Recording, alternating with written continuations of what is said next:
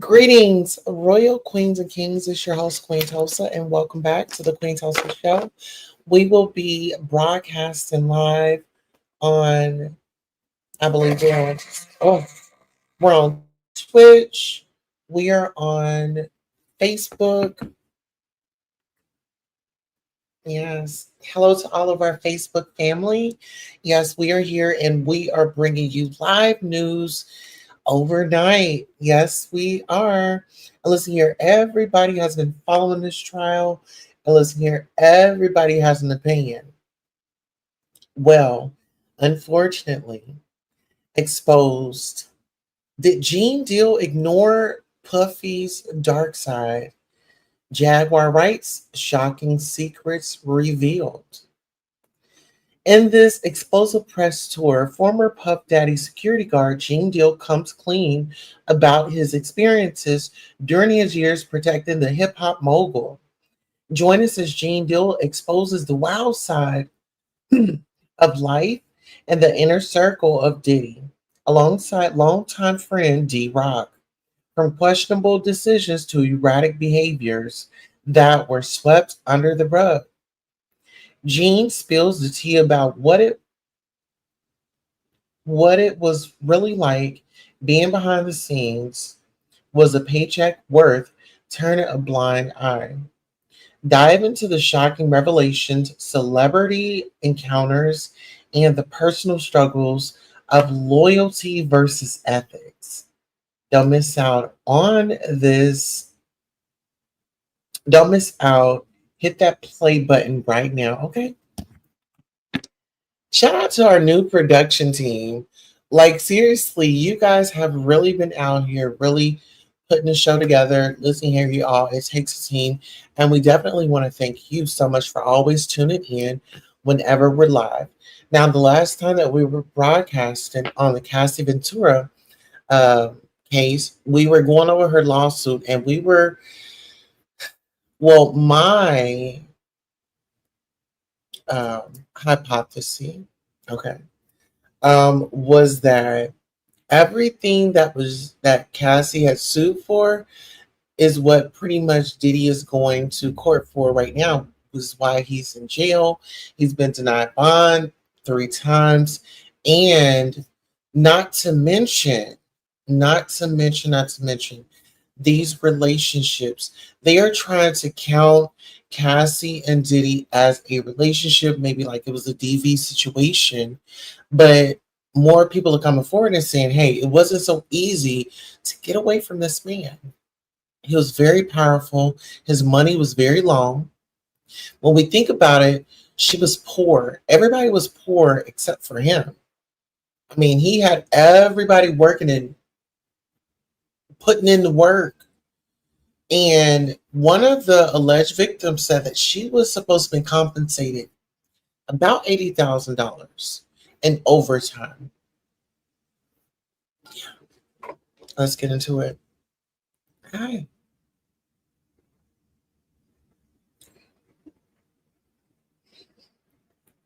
It's a lot going on. Hi, Ronnie. How are you doing? All right. Rita says, I just watched Gene Deal's visit to his other channel. He visits sometimes. And again, Gene spoke out about Diddy not being the person he is today. 20 years ago, he was a whole different person. No rugs. Well, I did see his interview. And I'm glad that you brought that point up. I watched that interview and I did feel a certain type of way because my thing is,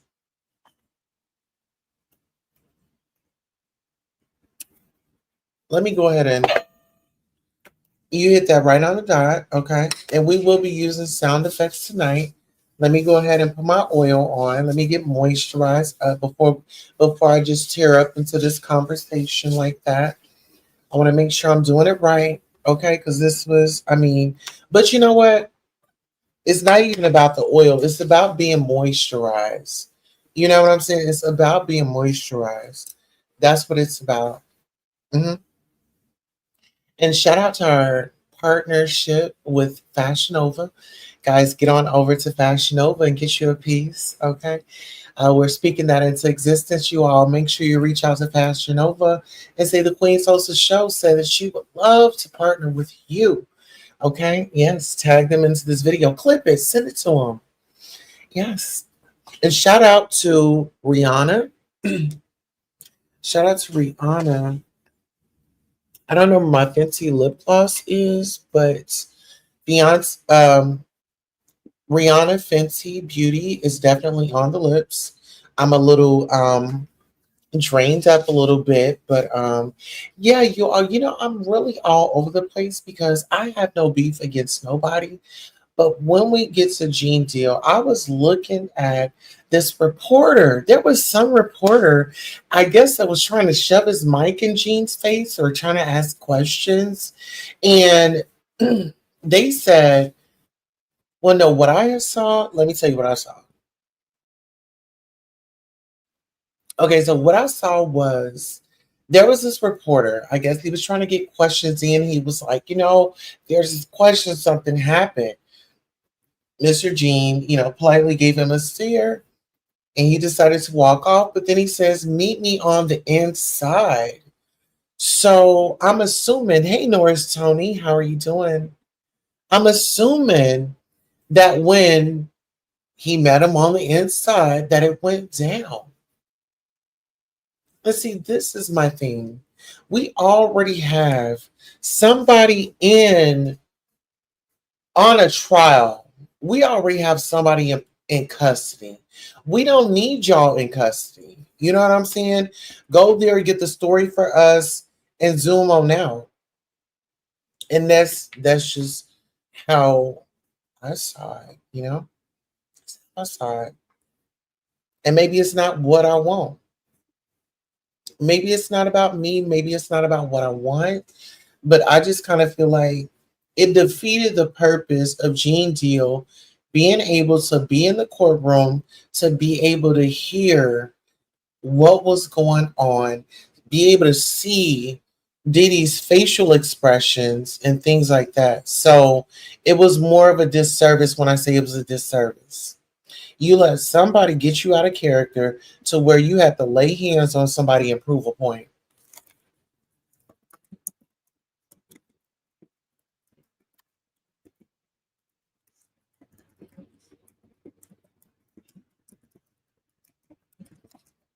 All right, we just put up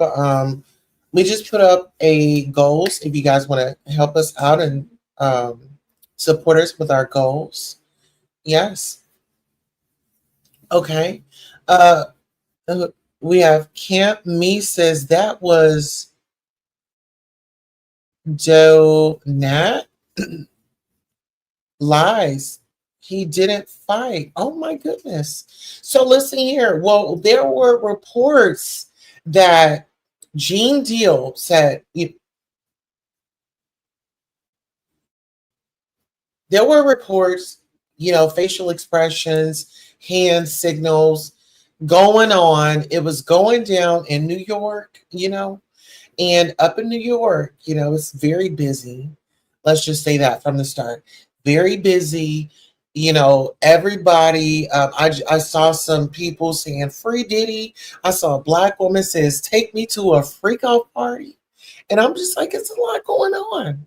But you know what? If somebody was trying to shove a microphone in my mouth, where's the microphone?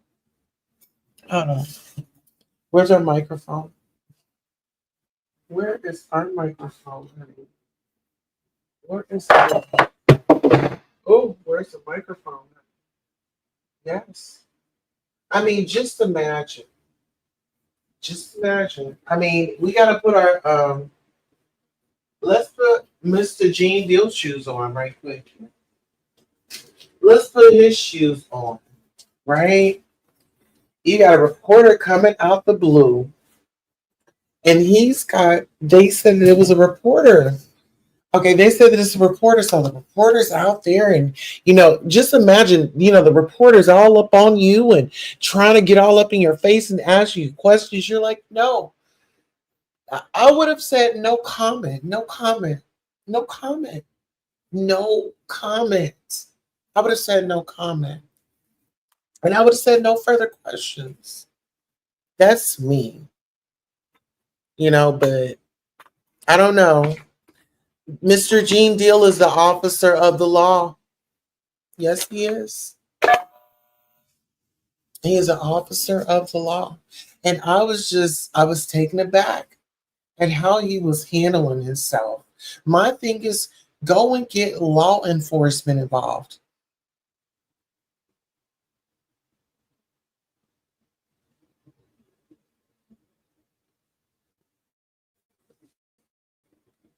Go and get law enforcement involved. What is going on here? Why is this man coming up on me? But I don't get the right to tell somebody how to get their news. I mean, when you see people out there, they want to get the story. And I think that you have to be prepared for it all. And some things you just have to walk away from. Some things is don't give it no response. Silence is the best answer. And I'm glad that you brought that point up, that you said that what did you say in this comment? You said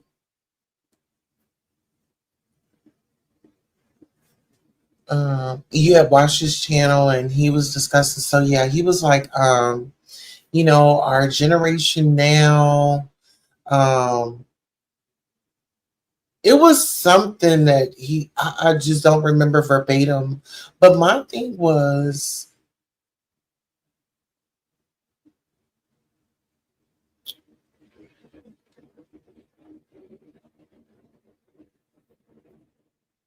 if Puffy was away back then,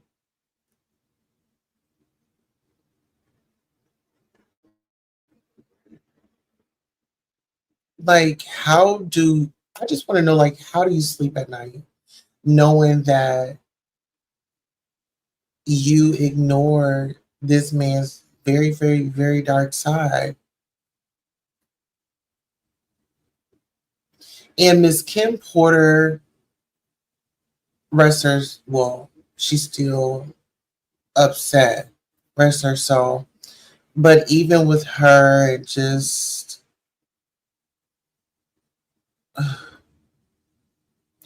I don't get it. And maybe it's not for me to get right now, but it's like you have somebody that is protecting this man, and all of these women are being tossed around and thrown to the side. And there was this interview that Gene Deal did with the Art of Dialogue. And he decided that he would laugh.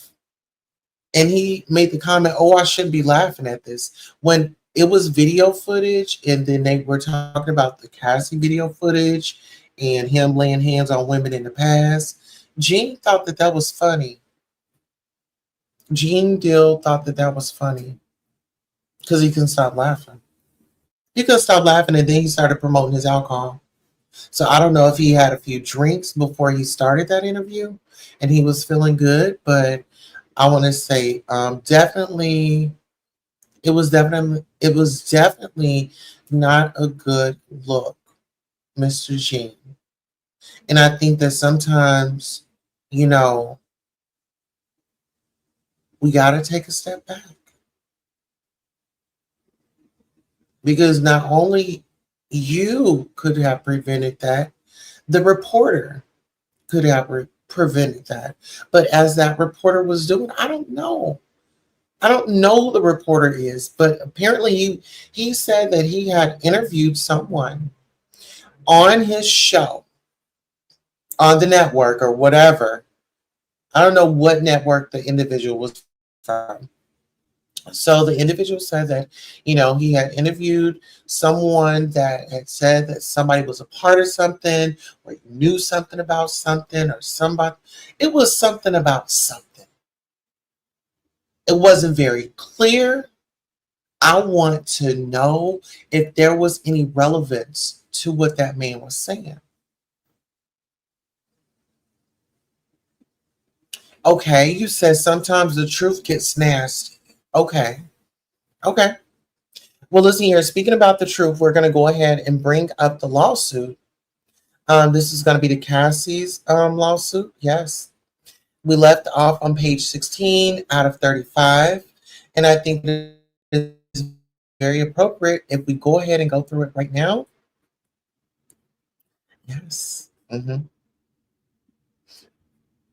Yes, I think it's appropriate.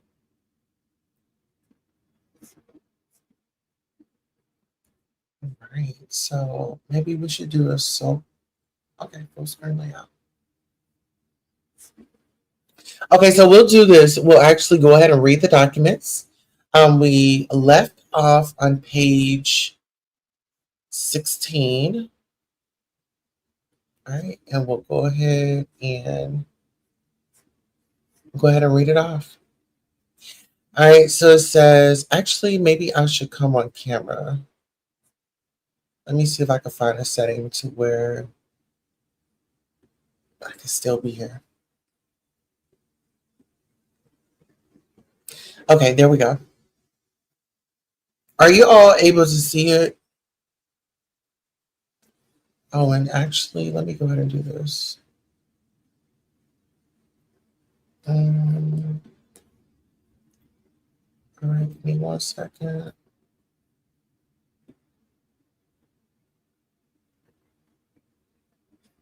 All right, here we go. All right, it says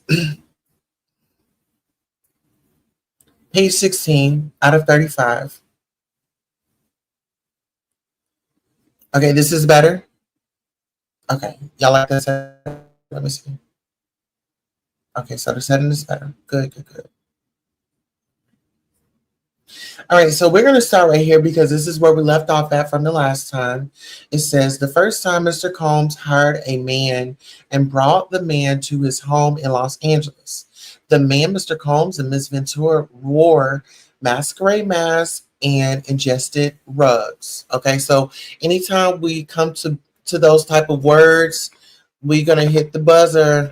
Okay, we're going to hit the buzzer, girl. We got buzzers tonight, honey, because we are not going to be, we need all of our, and if y'all want to help us out with our goals, you definitely can help us out with our goals. Okay, so it says Ventura, Mr. Combs and Ms. Ventura wore masquerade masks and ingested. Okay, Mr. Combs directed Ms. Ventura to perform acts with this man while Mr. Combs watched them. While he directed Ms. Ventura and the man to do specific acts, the entire encounter lasted multiple days. Mr. Combs began to call the arrangement a freak off or FO. He would repeatedly tell Ms. Ventura at random moments that he wanted an FO.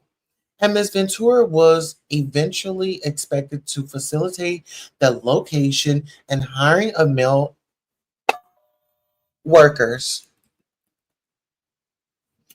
Okay? At certain points during Ms. Ventura and Mr. Combs' relationship, he would insist on an FO weekly. Mr. Combs would repeatedly tell Ms. Ventura that this practice was our thing and our secret. Okay, so I really want you guys to pay attention to this because even in this lawsuit, Cassie is suing him. They were in a relationship.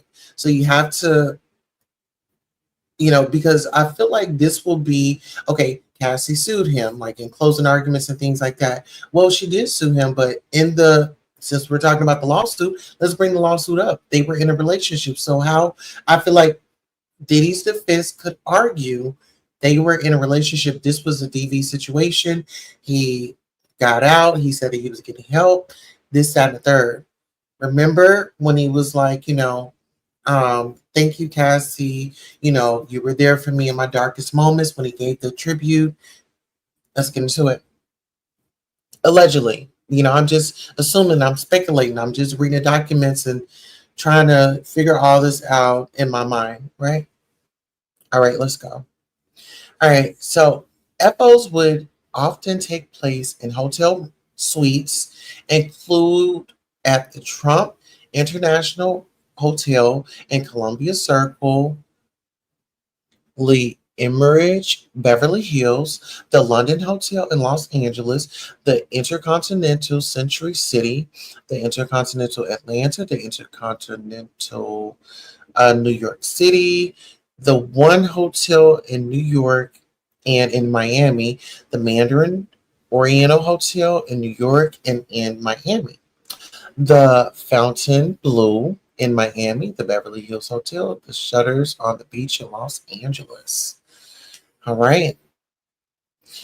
On one occasion around 2013, Mr. Combs had a FO set up at the Intercontinental Hotel in New York City, after which he was charged with tens of thousands of dollars in damages by the hotel. Upon information and belief, Mr. Combs, Chief of Staff Tony Fletcher, paid the invoice charged by the hotel. All right, we're going to page 17. Ms. Ventura was eventually instructed to use websites and escort services to find male workers to participate in the FOs. Mr. Combs told Ms. Ventura to search for large black on the website. Sometimes Mr. Combs would pay to fly male workers to his location, including to multiple cities in the United States as well as abroad. He required Ms. Ventura and his staff to help him make these arrangements. Mr. Combs' assistants would help to set up the FOs, including by setting up the hotel suites with baby oil and Astroglide. Yes, a little bit more oil. I'm not even about to lie, but no, no. You know what? I'm not even about to do this, but I'm going to do a story time about baby oil in my life. Okay, let's go ahead and get back to the story. Let me go ahead and take a royal sip. How are y'all doing? Please like this video, share this video. Tell somebody that we are live. Yes, we are. Hi, Lene. All right. So it says, where were we? Okay, so it says Mr. Combs' assistants would help to set up the FOs, including by setting up the hotel suites with baby oil Astroglide. Mr. Combs always supplied Ms. Ventura and the workers with copious amounts of before the before and during the FOs. Ms. Ventura was given the city name disassociate during these horrific encounters. It became commonplace to get IV fluids in the days after the FO to recover from the excessive substances pushed upon her. Miss Ventura was required to dress up in lingerie for an FO, and Mr. Combs insisted she wear white nail polish to contrast her nails with the skin of the black man he hired to have with her. During the FO, Mr. Combs would instruct Miss Ventura to pour excessive amounts of oil all over herself. Mr. Combs would then instruct Miss Ventura and the workers to speak to each other, and then would specifically tell Miss Ventura where to touch the worker. Mr. Combs would say things like, grab that big black and ask her, how does it feel? As he directed her to perform for him. Now, if you guys are just now tuning in, this is Cassie's lawsuit, and we're just on page number 18. We are just on page number 18, you all. Okay, so let's just keep that in mind. All right, so page 18. During the FOs, in addition to directing Ms. Ventura and masturbating, Mr. Combs would use his phone, laptop, and tablet to film Ms. Ventura having with the hired worker. He treated the forced encounter as a personal art project, adjusting the candles he used for lighting to frame the videos he took. While Ms. Ventura quickly deleted any photographs or video of acts if they were taken on her phone, Mr. Combs repeatedly made clear that he retained many videos of Ms. Ventura during FOs. Even when she deleted the videos, Mr. Combs would tell Ms. Ventura that he was able to recover deleted videos from her devices. On one occasion, he sat next to her on a flight and made her watch a video she thought she had deleted, reinforcing her inability to escape and the immense power he held over her. Mr. Combs would pay the male workers a few $1,000s in cash for their services. During some of the FOs, Mr. Combs would become extremely intoxicated and would hit Ms. Ventura in front of the male workers. Ms. Ventura was repulsed by Mr. Combs' demands, but between the physical beating and recognizing his incredible power and incredible temper, Ms. Ventura became petrified of her partner and boss and felt that she could not say no. He even would present her with lavish gifts prior to or in the middle of the FOs, seemingly acknowledging the ways in which these forced encounters constituted work for Ms. Ventura and that he needed to composite. Oh, that I'm sorry, for Ms. Ventura, and that he needed to compensate her for this work. Y'all see how this is going? So she's being compensated for doing something. So this was a job. I mean, that's the way that her attorneys typed it up and they're presenting it. At one point, he had given her so many designer bracelets for FOs, and immediately following his brutal beatings, that she felt that she was shackled by his presence. All right, we're on page 19. Frequently, her anxiety before the FO would become so great that she would become physically ill, sometimes to the point of vomiting. While kneeling over the toilet, Mr. Combs would shame her into performing for him, eventually forcing her to get up and proceed with the encounter. She knew firsthand that telling Mr. Combs that she did not want to engage in the FOs was met with anger and violence. In addition, any suggestions that Ms. Ventura would refuse the FO or otherwise report Mr. Combs' abuse was met with ultimatums by Mr. Combs, who would say that Ms. Ventura could not go to the police because she had a lot to lose. Around August 2015, for example, in the middle of surprise birthday dinner for Ms. Ventura's 29th birthday, Mr. Combs insisted that Ms. Ventura leave the party and go to a hotel for an FO. When she expressed that she did not want to go, Mr. Combs had Ms. Ventura had her cornered by his security staff in order to force her to leave with him.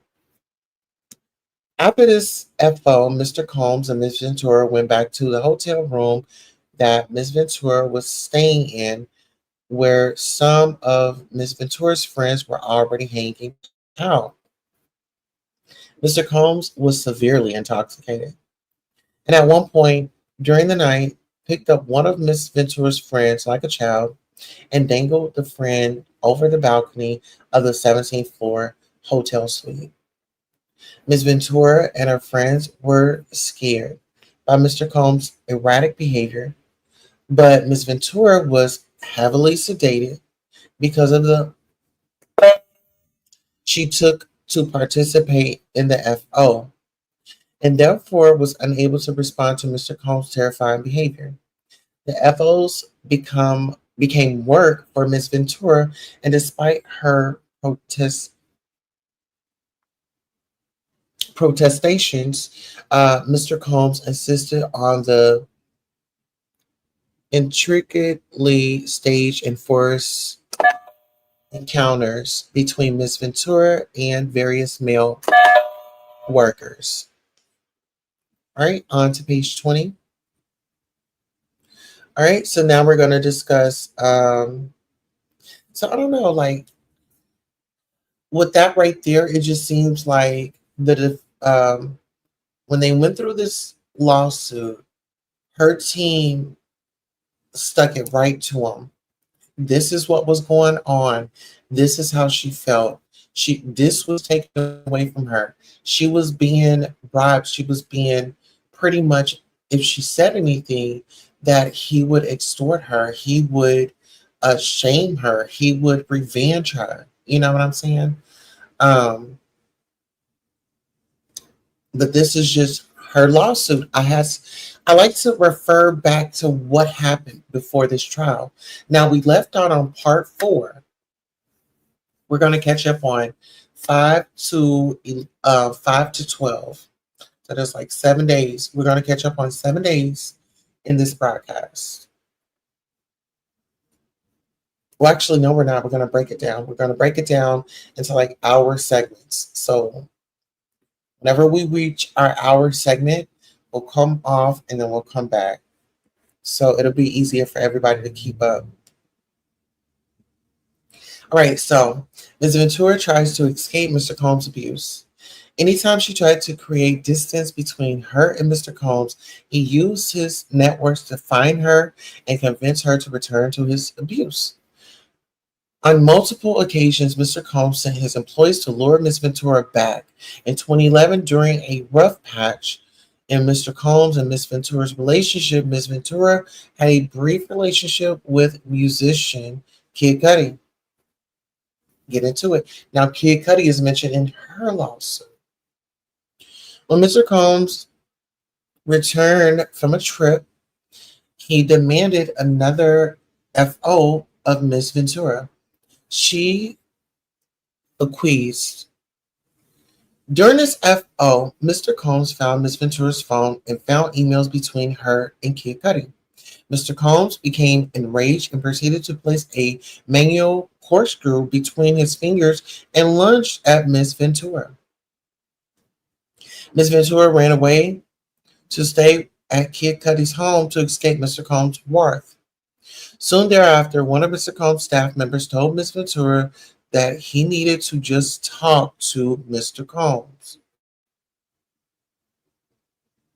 Even though Mr. Combs was enraged. Wow, okay. Feeling like she could not escape Mr. Combs and his network of members, Ms. Ventura returned to Mr. Combs. He hit her several times and then kicked her in the back as she tried to run out the door. She went to her parents' home in Connecticut where her mother took pictures of the bruises Mr. Combs had left on Miss Ventura's body. In February 2012, during Paris Fashion Week, Mr. told Ms. Ventura that he was going to blow up Kid Cudi's car and that he wanted to ensure that Kid Cudi was home with his friends when it happened. Around that time, Kid Cudi's car exploded in his driveway. So now we're going into page 21. But do y'all see, like, okay, so now he's in trial. Majority of what's been going on and what's been said is coming from, hey, what's been going on and what's really been coming from is from Cassie's lawsuit. Because if we really think about it, when we think about Kid Cudi, when we think about the staff member that wasn't named, now we know it's Capricorn, and she's coming out and then speaking and testifying. Let's go ahead. You all, please make sure you like, share, and subscribe, and tell someone that we are live. Okay.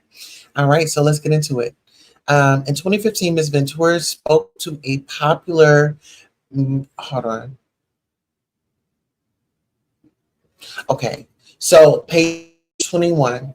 Ms. Ventura was terrified as she comprehend what Mr. Combs was both willing and able to do to those he believed had slighted him.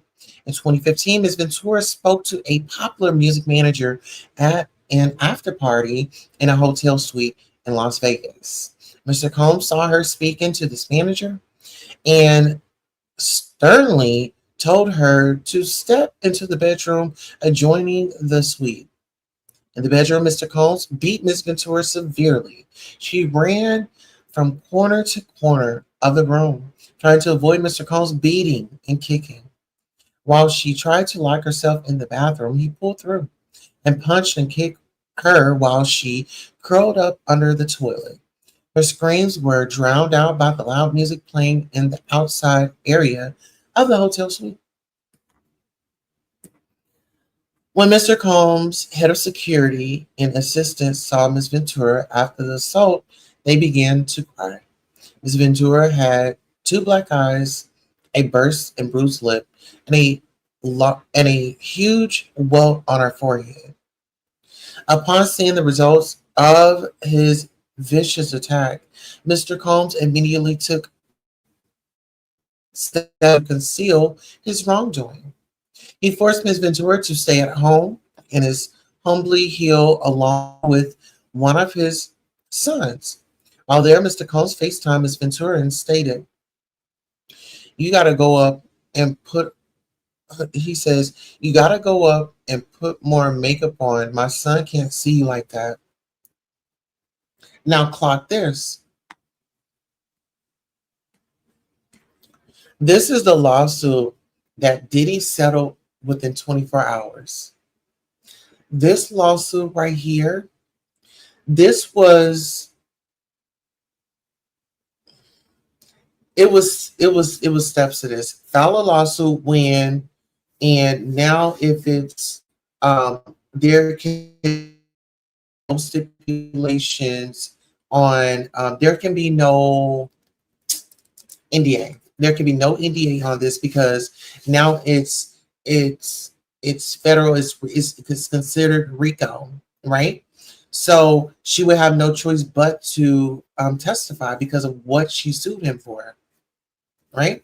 And then now that things that are in her lawsuit, the people that she could have named, they're coming out in trial. So this was just okay. Let me do this, and then everybody come behind me. You know, so if I mentioned you or if you was associated with a story, that was a bird call. Everybody reach out. You know what you got to do if you know you was mentioned, right? Allegedly. Okay, so this says he forced Miss Ventura to okay, I read that part already.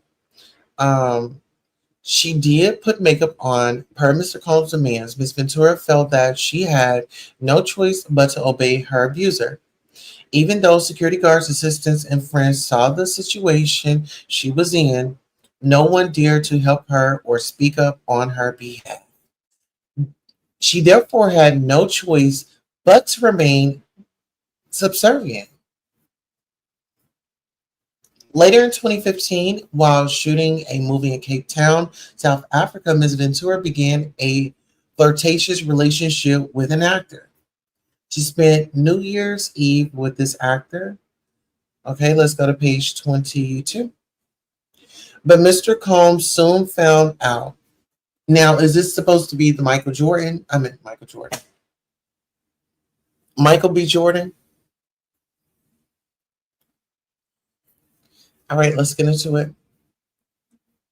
Mr. Combs called the actor and threatened him. The actor proceeded to call Miss Ventura and tell her, "You really need to call Mr. Combs." In or around March 2016, during a FO at the Intercontinental Hotel in Century City, Los Angeles, Mr. Combs became extremely intoxicated and punched Miss Ventura in the face, giving her a black eye.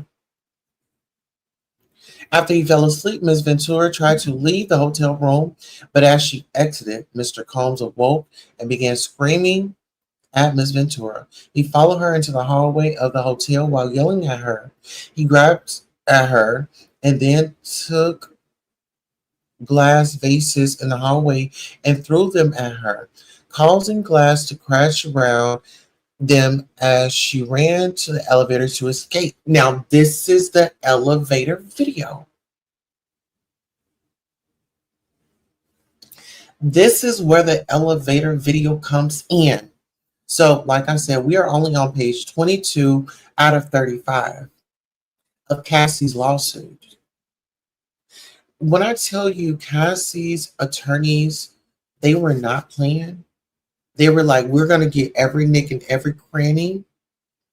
And when it's time, because they had already knew that the feds were going to, you know, pull up, All right, let's get into it. Allegedly. Okay, it says she managed to get into the elevator, and when she got to the lobby, quickly took a cab to her apartment. Oh no. Okay, so she didn't get away from this one. Okay. Or maybe I don't know. I don't know. Let's figure it out. Let's keep reading. Upon realizing that her running away would cause Mr. Combs to be even angrier with her and completely stuck in his vicious cycle of abuse, Ms. Ventura returned to the hotel with the intention of apologizing for running away from her abuser. When she returned, hotel security staff urged her to get back into the cab and go to her apartment, suggesting that they had seen the security footage showing Mr. Combs beating Ms. Ventura and throwing glass at her in the hotel hallway. Okay, so maybe that was it. I was the one that something stopped. Okay, I was like, hold on, maybe it wasn't. That was the hotel video. The viral video that we all saw, that was the video. The hotel said, no, get back in that car. We saw that video and we saw what he did.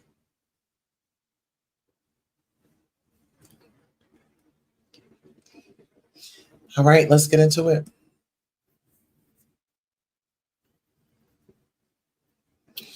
Okay. Let's see.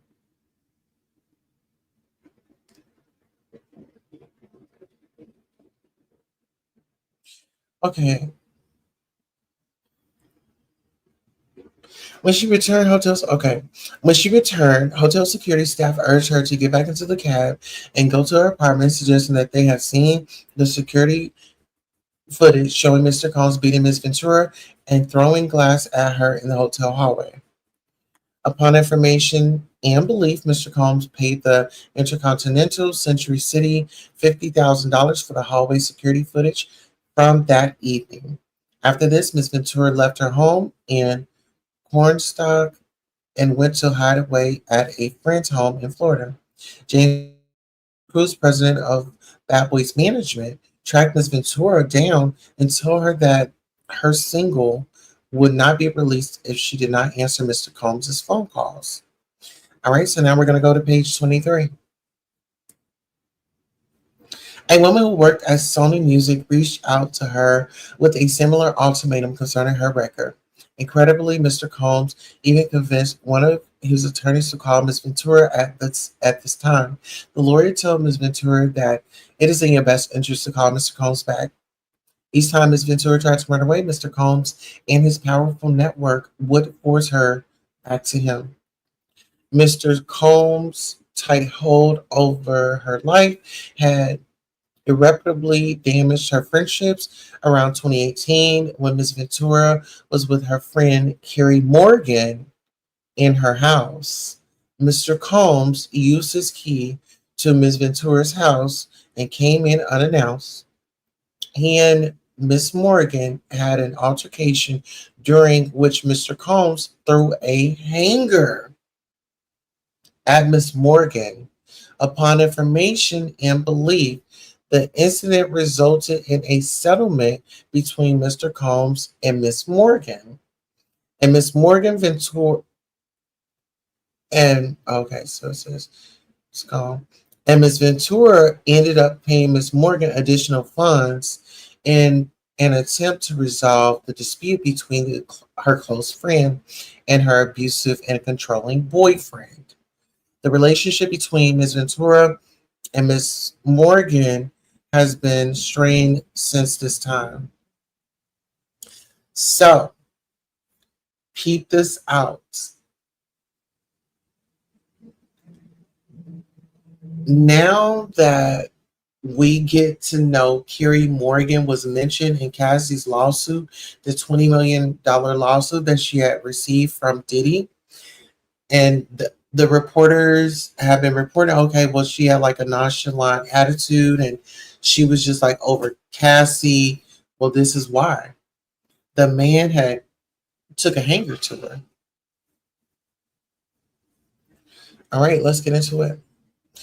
Seeing the extreme measures Mr. Combs took to keep a tight hold on Ms. Ventura and isolate her from her support network, and having experienced the repercussions of rejecting his demands, Ms. Ventura felt that saying no to Mr. Combs would cost her something: her family, her friends, her career, or even her life. Mr. Combs, Ms. Ventura. By 2017 and 2018, Ms. Ventura became desperate to leave Mr. Combs and his abuse of her. She recognized that if she stayed with him, she would never be able to have a successful career or ever be physically and mentally safe. She therefore became determined to, and now we're going to go to page 24, completely break away from Mr. Combs and his cycle of abuse, and made concerted efforts to avoid him.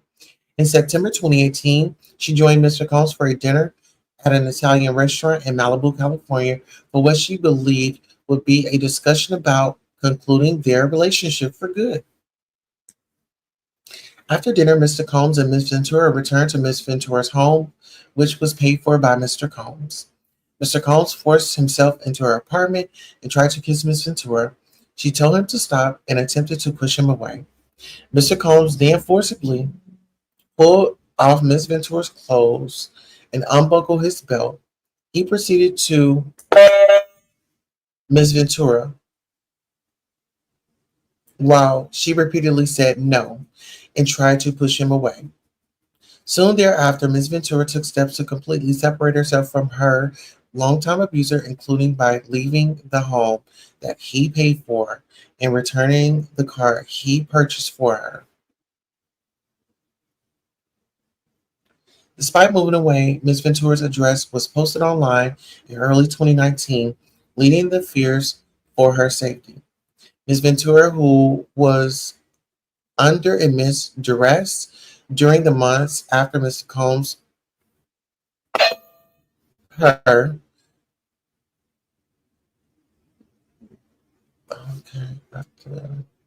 took all steps possible to entirely remove herself from her abuser's ambit, including by entering into contracts to end with Bad Boy Entertainment. Okay, so right there is just painting a picture. You know, she wanted to sever all ties with him. At this point, it's too much. You're doing too much. I'm ready to go. Leave me alone. I'm ready to move. Right? He didn't let her.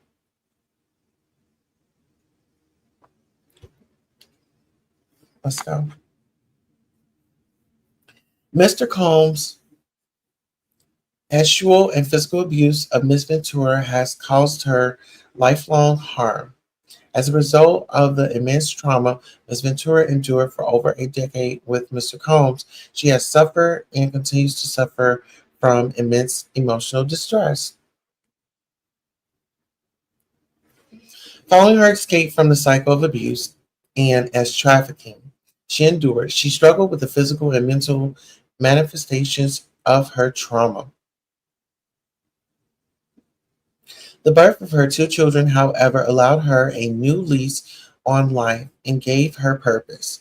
She credits her children with saving her from the trauma that had consumed over a decade of her life, except for the months when she was pregnant with her children. Ms. Ventura struggled with her addiction to drugs and alcohol, addictions that were established and fueled by Mr. Combs. She turned to subs- she turned to substances to down out the memories from her abuse. Without being intoxicated, she suffered from horrific nightmares of the forced SAs or SACs that Mr. Combs demanded she participates in during the regularly scheduled FOs and the physical beatings that endured throughout her relationship. She had difficulty eating or sleeping, and her relationships with her family suffered. During this time, she frequently had thoughts of ending her life. To rebuild her life and her career, Ms. Ventura needed to completely reinvent herself. She checked herself into an inpatient treatment at a rehabilitation center where she first confronted the extent of the trauma she lives with. She has required intensive therapy and other medical care to recover from Mr. Combs' abuse, and she will forever live with the physical and psychological repercussions of the over a decade of violence, fear, and exploitation she endured. Although Ms. Ventura was unable to speak up against the years of abuse she endured at the hands of Mr. Combs, she has since been able to rebuild her life and confront her trauma. Thanks to the passage of the New York Adult Survivors Act and California's Abuse Accountability and Cover Up Act, she is now ready and able to also confront her abuser and to hold him and those who enabled his abuse accountable for their actions. So now this is what I want to know. Being that she sued for this, will she be able to get this? Being that Cassie wanted this in the lawsuit, so now we're 25 to 35. So we only have 10 more pages to do. Yeah, we only have 10 more pages to do. And this is a safe place for us to really um, take a stop right here. And then I can come back and then we can read the next 10 pages. Because I want to break all this up into like hour segments. And I want to thank you all for coming by and watching. Seriously. So let's go ahead and conclude this broadcast, and we will come back with more coverage throughout the morning. Well, throughout the rising. There's no morning around here. All right, guys. So long.